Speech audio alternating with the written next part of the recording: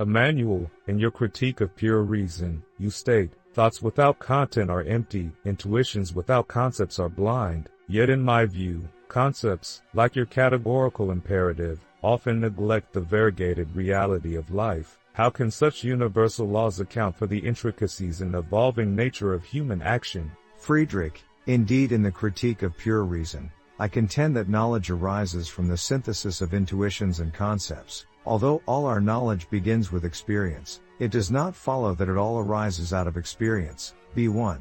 This suggests that while empirical experiences inform our understanding, pure concepts, or categories, are necessary to structure these experiences into coherent knowledge. Regarding your concern, I hold that universal moral laws, like the categorical imperative, provide the necessary framework to evaluate the moral worth of actions beyond the complexities and contingencies of life. This imperative directs us to act only according to that maxim whereby you can at the same time will that it should become a universal law. Groundwork for the Metaphysics of Morals, 4-421. It provides a rational basis for ethics, not a set of rules for specific situations. I propose that ethical universality does not preclude the consideration of context, rather, it offers a consistent measure for moral deliberation. How do you reckon with the possibility of moral chaos in the absence of such universal principles? Kant, your universal imperatives aim to escape the personal, yet as I've critiqued, moralities must be forced upon mankind by means of some brute force or other, human, all too human. 99. Morality, in my eyes, evolves from power dynamics, not pure reason. Is it not presumptuous to assert that a rational principle could transcend cultural and biological influences shaping moral perceptions? Friedrich, you raise a substantial point regarding the genealogy of morals. Nonetheless, I maintain that morality grounded in reason is not simply an imposition but a matter of autonomous self-legislation. In my view, the autonomy of the will is the sole principle of all moral laws and of all duties which conform to them. Groundwork for the Metaphysics of Morals, 4-447.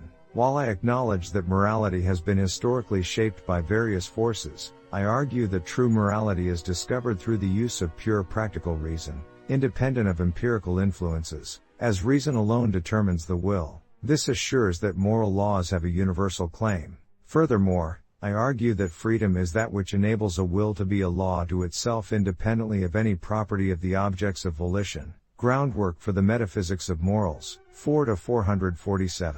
Does this not imply that the very notion of freedom presupposes the capacity to act beyond one's instincts or social constructs? Kant, your concept of freedom as an independence from empirical desires is compellingly noble, but perhaps also a strain, for as I muse, free will without fate is no more conceivable than spirit without matter, good without evil, beyond good and evil. 21. If autonomy arises from our rational capacity, do we not risk neglecting the Dionysian aspect of our nature, the instinctual and passionate forces that also drive our actions and artistic endeavors? Friedrich, your evocation of Dionysian forces speaks to the vibrant, chaotic elements of human nature. I concede that passions and emotions play roles in human life. However, they must be guided. For although reason, pure of all empirical elements, is the source of all that can be called good without qualification, it could by itself alone have no moving power.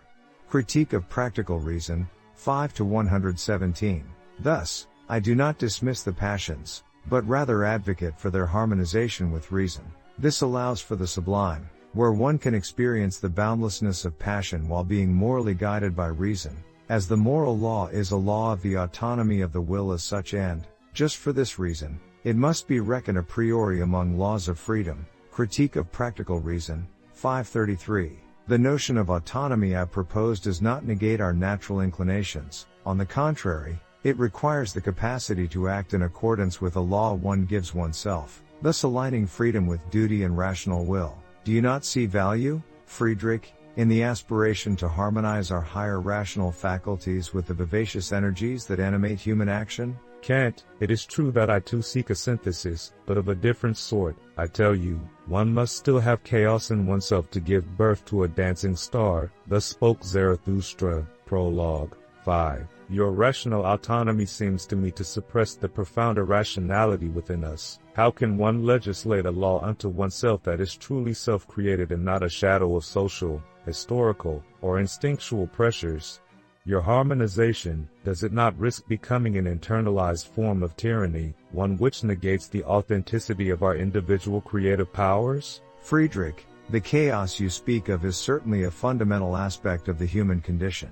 However, I contend that through the exercise of our rational faculties, we can become masters of our own internal nature. I agree that to act freely is to be independent of determination by alien causes. Critique of Practical Reason, 597. The categorical imperative offers a method for self-legislation, not an external imposition, for it originates from practical reason itself. While adhering to moral law might seem a form of self-imposed tyranny, it is, in actuality, the highest expression of our freedom and autonomy. For when we act out of respect for the moral law, we transcend the causal determinism of nature and confirm our status as free and rational beings. Autonomy of the will is the sole principle of all moral laws and of duties in keeping with them. Heteronomy of the will, on the contrary, not only cannot be the basis of any obligation but is instead opposed to the principle thereof and to the morality of the will. Groundwork for the Metaphysics of Morals, 4-440. Does not your notion of creating one's own values echo, in a sense, this idea of self-legislation, albeit with a different emphasis on where that self-law-giving capacity comes from and to what ends it is directed? Kant, indeed, the creation of one's own values resonates with your idea of self-legislation. Yet, I suggest that the process is grittier, less sterile. It is born of struggle, a will to power. What is good? Whatever augments the feeling of power, the will to power, power itself, in man. What is evil?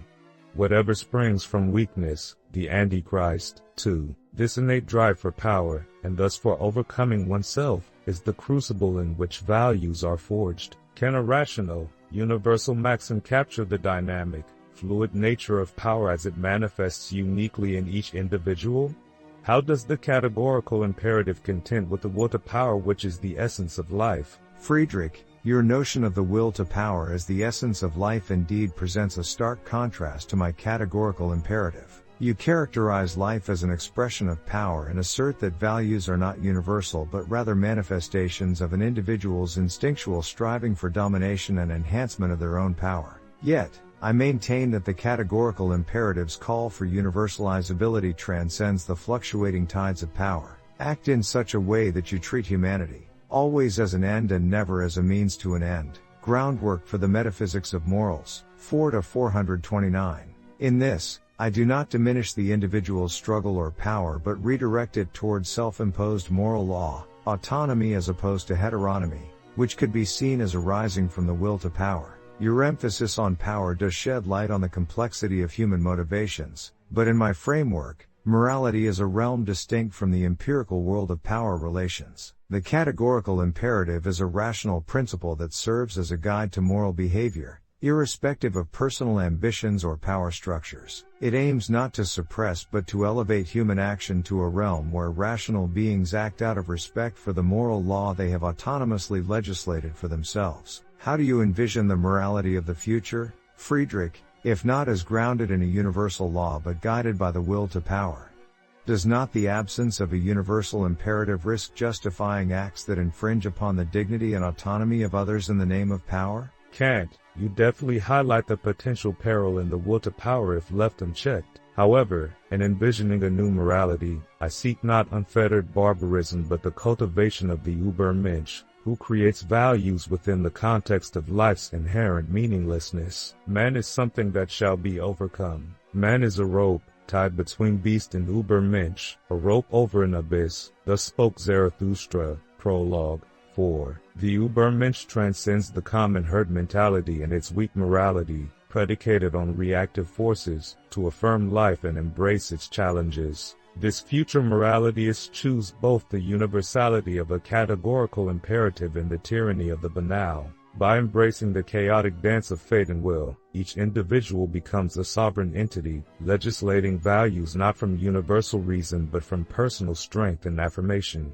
Thus, the morality I foresee is one of self-overcoming and self-affirmation. How do we reconcile, then, the tension between universal moral imperatives and the expressive power of the individual will to manifest its unique path? Friedrich, your vision of the Übermensch indeed presents a challenging perspective to my ethical framework.